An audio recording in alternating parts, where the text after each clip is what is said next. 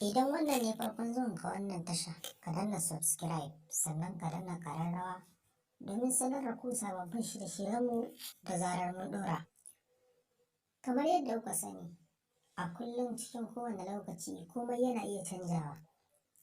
Amma har yanzu masoyan Nurain Inuwa sun kasa haƙuri ganin Januwari ya kusa wucewa kuma har yanzu bai saki album ɗinsa ba.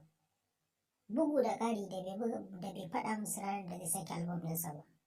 Hakan ya jawo cece-kuce har wasu matasa suke shirin fita zanga-zanga, amma zanga-zangar ba ta ta'adi ba. Su fito dai su yi magana don nuna soyayyarsu ga Nurain Inuwa. Hakan suna tunanin in suka yi shi kuma insha Allahu zai fito ya faɗa musu ga ranar da zai saki album ɗinsa. To kamar yadda kuka sani tun 2019 Nurain Inuwa bai sake yin album ba, dama ya ce ya ɗaga sai shekara biyu. A 2021 matasa masoyansa na faɗin Najeriya da kuma duniya baki ɗaya sun yi cakuba ya tsaya kan kafar sai na jiran album ɗinsa. Amma kuma akwai wani hanzari ba gudu ba. Duk da cewa Nurain Inuwa a cikin mawaƙan Najeriya gaba ɗaya ba shi ne fitaccen mawaƙi guda ɗaya da aka fi sauraronsa fiye da kowa ba. Amma dai shekara ta nuna mai layaki ya mai zamani. Kamar yadda kuka sani, har ila yau a wannan shekaran ba shi kaɗai yake tashe ba. Akwai tsofaffin mawaƙa wanda suka jima suna yi kamar su Alan Waƙa. Su dama an riga an san su mawaƙa ne, sannan kuma suka tashi yin waƙa. Fitacciyar waƙa suke wanda duk mai hankali in zai saurara sai ya fahimci abin da suke nufi. To amma duk da haka da dai yawan mawaƙan Najeriya, masoyan Nurain Inuwa fa kullum suna ta zagirashin suna dubawa yaushe ne su kansu ba su san wani kalan album Nurain Inuwa zai fitar ba. Amma jikinsu yana ba su cewa insha Allahu wannan album da zai fitar na 2021 zafafan waƙoƙi ne. Saboda shi ɗin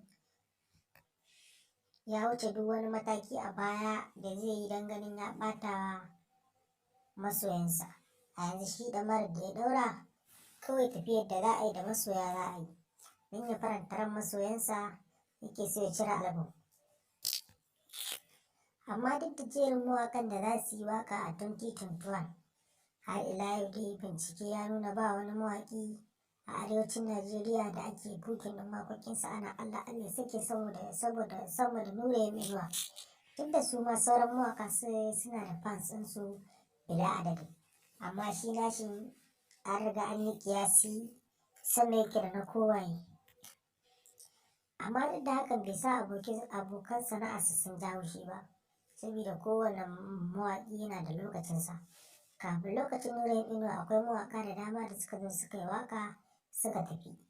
Amma shi yanzu wannan shine lokacinsa, muna masa fatan nasara.